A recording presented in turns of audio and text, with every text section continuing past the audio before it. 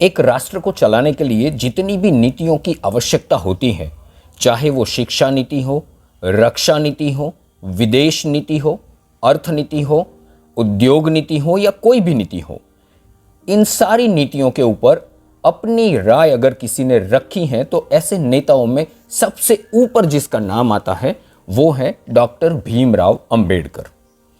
14 अप्रैल 1891 के दिन इनका जन्म हुआ था।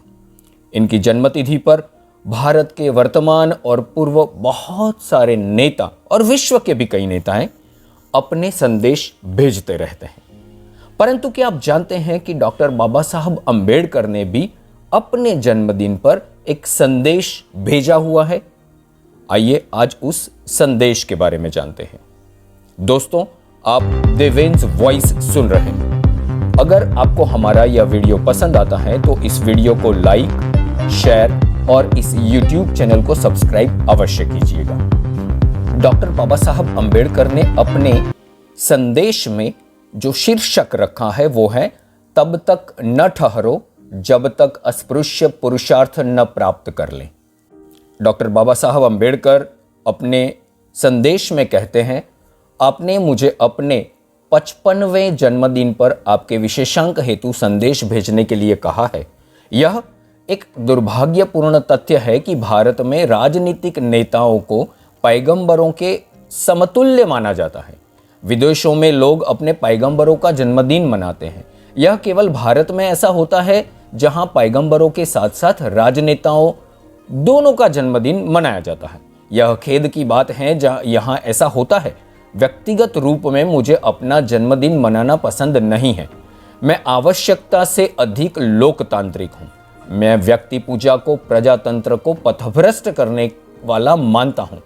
एक नेता के लिए श्रद्धा, प्यार, आदर एवं सम्मान यही वह उनके पात्र हैं, स्वीकार्य हैं तथा नेता एवं अनुयायियों दोनों के लिए उचित हैं। लेकिन नेता की पूजा किसी भी रूप में स्वीकार्य नहीं है। यह दोनों का नैतिक पतन करती है। लेकिन मैं इसे सभी मुद्दों से अलग मानता हूं। यदि एक बार नेता को पैगंबर के समकक्ष मान लिया जाता है तो वह अवश्य ही पैगंबर की भूमिका निभाएगा तथा वह अपने अनुयायियों को पैगंबर की भांति संदेश देगा। आगे डॉक्टर बाबा साहब अंबेडकर कहते हैं, मैं अस्पृश्यों को संदेश दे सकता हूं। मैं उन्हें कोई संदेश नहीं दे सकता, लेकिन मैं उन्हें ग्रीक पुराण से एक कथा सुना सकता हूं तथा नैतिकता के संबंध में बता सकता हूं। यह कहानी ग्रीक देवी डिमीटर को संबोधित स्तुति गान से संबंधित है। डिमीटर के स्तुति गान में बताया गया है कि महान देवी कैसे अपनी पुत्री की खोज में भटकते हुए किलियोस के महल में पहुंची। एक दीनहीन धाय के वेश में किसी ने भी देवी को नहीं पहचाना एवं रानी मिटोनेरिया ने उसे अपने नवजात शिशु डेमोफोन को, जो कालांतर में टिप्लोटॉलमिस के नाम से जाना गया, देखभाल का कार्य सौंप दिया। प्रतिदिन सायं जब घर के सदस्य सो रहे होते तो डिमीटर डिमोफोन को उसके आरामदायक पालने से निर्दयतापूर्वक उठाकर बंद कमरे में ले जाती, उसे नंगा कर अंगारों पर लिटा देती। लेकिन वास्तविकता में प्रेम एवं इच्छा द्वारा प्रेरित होकर अंततः उसे देवत्व की स्थिति में लाना चाहती थी। बालक डिमोफोन जलते कोयलों की तपन को सहन करता। उसने दिव्य परीक्षा से शक्ति संग्रहित की। उसमें अलौकिकता, अद्भुत शक्ति और चमत्कारिक गुण झलकने लगे। पौराणिक कथा के अनुसार मिटोनेरिया व्याकुल हो गई एवं एक दिन सायं अचानक कमरे में आ गई जहां पर यह प्रयोग चल रहा था एवं अपने भ्रामक भय से बच्चे को अलौकिक प्रदान करने वाली देवी को एक और धकेलते हुए बच्चे को अंगारों से उठा लिया और इसके परिणाम स्वरूप उसने बच्चे को बचा लिया, परंतु एक अलौकिक पुरुष और अंततः ईश्वर को खो दिया। डॉक्टर बाबा साहब अंबेडकर ने अपने संदेश में आगे क्या कहा, यह जानने के लिए हमारे इस वीडियो को अंत तक देखिएगा। और अगर आप नए हैं इस YouTube चैनल पर तो YouTube चैनल तुरंत सब्सक्राइब कीजिएगा। डॉक्टर बाबा साहब अंबेडकर आगे लिखते हैं, यह कहानी हमें क्या शिक्षा देती है? मेरे विचार से यह हमें शिक्षा देती है कि महानता केवल संघर्ष एवं बलिदान से ही प्राप्त की जा सकती है। अग्नि परीक्षा से गुजरे बगैर न तो पुरुषत्व एवं न ही देवत्व प्राप्त किया जा सकता है। अग्नि शुद्ध करती है, अग्नि शक्तिशाली बनाती है। यही कार्य संघर्ष एवं यातना देते हैं। उत्पीड़ित व्यक्ति तब तक महानता प्राप्त नहीं कर सकता जब तक वह संघर्ष एवं यातना के लिए अपने आप को तैयार नहीं कर लेता। उसे अपने भविष्य के निर्माण हेतु अपने सुखों एवं वर्तमान की आवश्यकताओं का बलिदान करने हेतु सदैव तत्पर रहना चाहिए। बाइबल के अनुसार जीवन की दौड़ के लिए सभी को बुलाया जाता है, लेकिन चुना केवल कुछ को ही जाता है। क्यों? कारण सुस्पष्ट है।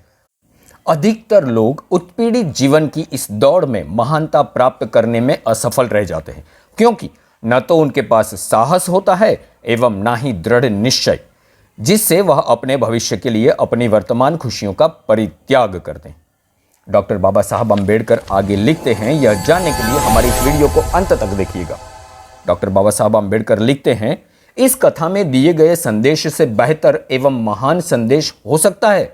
मैं एक बात बता सकता हूं, मेरे विचार से अस्पृश्यों के लिए यह बेहतर एवं अत्यंत उपयुक्त संदेश है।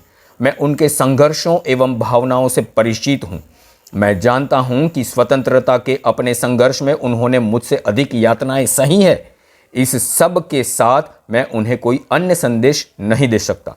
मेरा संदेश है संघर्ष एवं और अधिक संघर्ष, यातना तथा और अधिक यातना है। इन बलिदानों या यातनाओं की गणना किए बगैर संघर्ष एवं केवल संघर्ष है जिससे उनको मुक्ति मिलेगी। उनको और कोई मुक्ति नहीं दिला सकता। अस्पृश्यों की उन्नति एवं प्रतिरोध के लिए सामूहिक इच्छा शक्ति विकसित करनी होगी तथा अपने कार्य की प्रतिष्ठा में विश्वास रखने के साथ साथ अपने लक्ष्य की प्राप्ति के लिए दृढ़ निश्चय का विकास करना होगा। उनका कार्य इतना महान है एवं उद्देश्य इतना उत्कृष्ट है, इसलिए अस्पृश्य के रूप में उन्हें प्रार्थना में सम्मिलित होकर यह गाना चाहिए, वह सौभाग्यशाली हैं जो उनके उत्थान के लिए कार्य करने के लिए जीवित हैं, जिनके मध्य वे जन्मे हैं। वे सौभाग्यशाली हैं जो अपनी युवावस्था, अपनी आत्मा और शरीर की शक्ति तथा अपना सर्वस्व दासता के विरोध के प्रति चलाए जा रहे अभियान में तेजी लाने की दिशा में न्यौछावर करने के लिए दृढ़ संकल्प हैं। सौभाग्यशाली हैं वे जिन्होंने निश्चय किया है कि अच्छा हो बुरा हो, कड़कड़ती धूप हो, आंधी तूफान हो, यश मिले अपयश मिले, वे तब तक नहीं रुकेंगे जब तक अस्पृश्यों को पूर्ण रूप से उनका पौरुष प्राप्त नहीं हो जाता। अपना यह संदेश डॉक्टर बाबा साहब अम्बेडकर ने अपने 55वें जन्मदिन पर मद्रास प्रांत के जय भीम सामयिक को दिया था, जो 13 अप्रैल 1947 के दिन प्रकाशित हुआ था। यही संदेश आप doctor Baba Saheb Ambedkar writing and speeches ग्रंथ नंबर 36 हिंदी में पेज नंबर 365 पर बिल्कुल पढ़ सकते हैं। आपको अगर हमारा यह वीडियो पसंद आता है तो इसे लाइक, शेयर और इस YouTube चैनल को सब्सक्राइब अवश्य कीजिएगा। धन्यवाद।